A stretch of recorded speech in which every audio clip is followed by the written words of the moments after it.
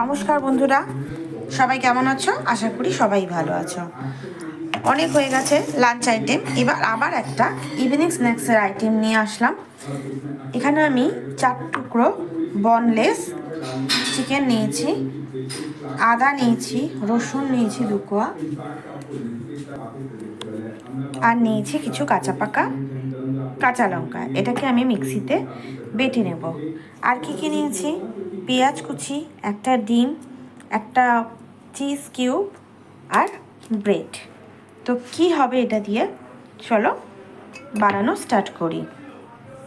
অর্ধেকটা মিক্সিতে গ্রাইন্ড হয়েছে, আর অর্ধেকটা করার আগে আমি একটুখানি ডার্ক সোয়া সস দিয়ে দিলাম। এবার এটাকে আরেকবার ঘুরিয়ে নেব। হয়ে গেছে আমার চিকেন পেস্ট। আমি খুব অল্প করে করছি, কারণ আমি খুব একটা বেশি করব না। যার যতটা পরিমাণ লাগে সে ততটাই করে নেবে। এর মধ্যে আমি কতগুলো পেঁয়াজ কুচি দিয়ে দেবো,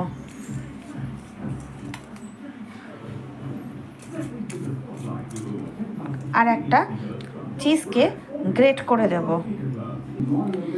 চিজ গ্রেট করে রেখে দিয়েছি।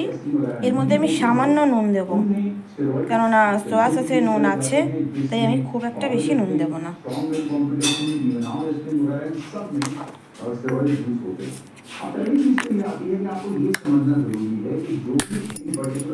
আর দেবো একটু অরিগানো কারো না থাকলে সেটাকে স্কিপ করে যেতে পারে, ধনে পাতা দিলেও হবে।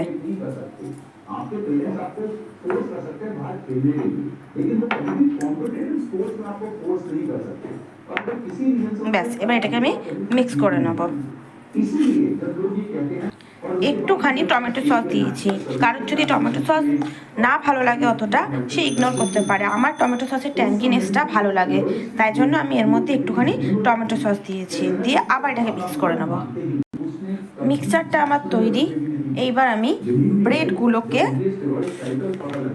তৈরি করে নেব। এই যে আমি একটা পাউরুটি নিয়ে নিয়েছি, এটাকে একটু হাত দিয়ে একটু জল দিয়ে ভিজিয়ে নিয়েছি, আর এর মাঝখানে ঠিক পুরটা নিয়ে আমি জাস্ট একটা শেপ দিয়ে দেবো। ঠিক আছে, আমার এই বেশি সুন্দর শেপ দেওয়ার দরকার নেই, নর্মাল একটা এরকম রাউন্ড শেপ দিয়ে নিলেই হবে। আপনারা চাইলে গোল করে নিতে পারেন, আমার এই শেপেই ঠিক আছে। আমি এখানে নিয়ে নিয়েছি একটা ডিম আর একটু নুন। এটাকে আমি ভালো করে ফেটিয়ে নেব।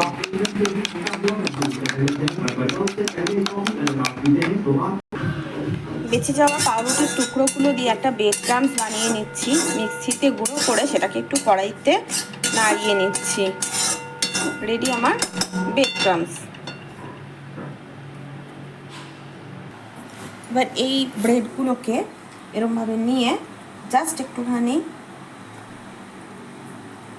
ডিমের মধ্যে ডাম্প করে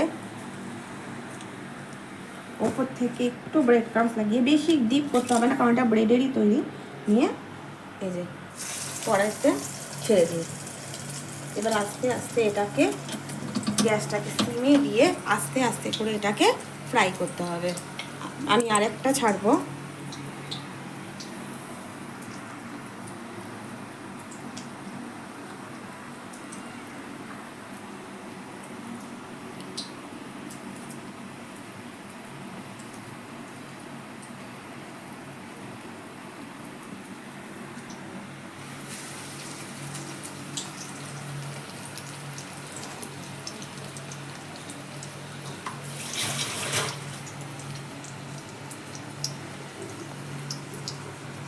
খুব আস্তে, খুব সাবধানে একটা একটা করে এক পাশ হবে আর সেটাকে উল্টে দিতে হবে। এটা বেশিক্ষণ হবে না, ধিমি আঁচেই হবে আর খানিকক্ষণ হবে।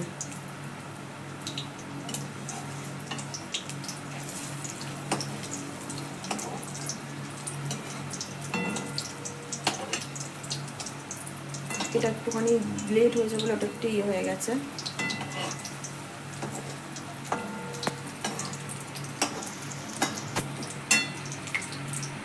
গ্যাসটাকে সিমে দিয়ে রাখবেন, না হলে পুড়ে যাওয়ার সম্ভাবনা আছে।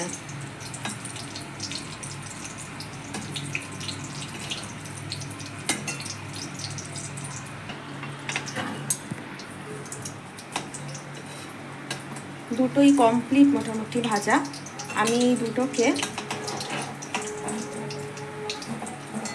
ছাঁকনির মধ্যে তুলে নেব।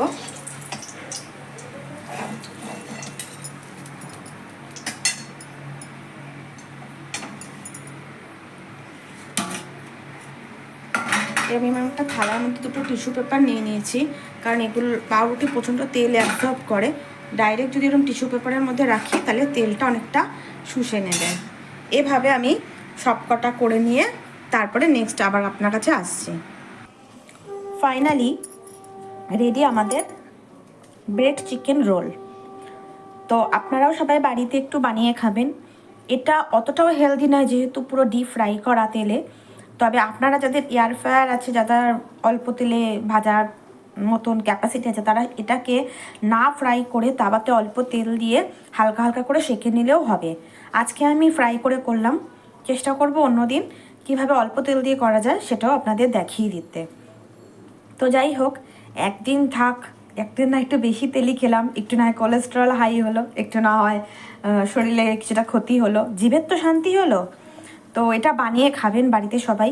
এটা খুব টেস্টি হয়, সত্যি খুব ভালো হয়। মানে যখন আমরা তো ব্রেড দিয়ে অনেক কিছুই খাই, এইটা একবার বানিয়ে খাবেন। তো আমার ভিডিওটা ভালো লেগে থাকলে প্লিজ প্লিজ প্লিজ লাইক করো, কমেন্ট করো, শেয়ার করো আর ফলো করো। আর যারা আমাকে সাবস্ক্রাইব করেছো তাদেরকে অনেক অনেক অনেক থ্যাংক ইউ।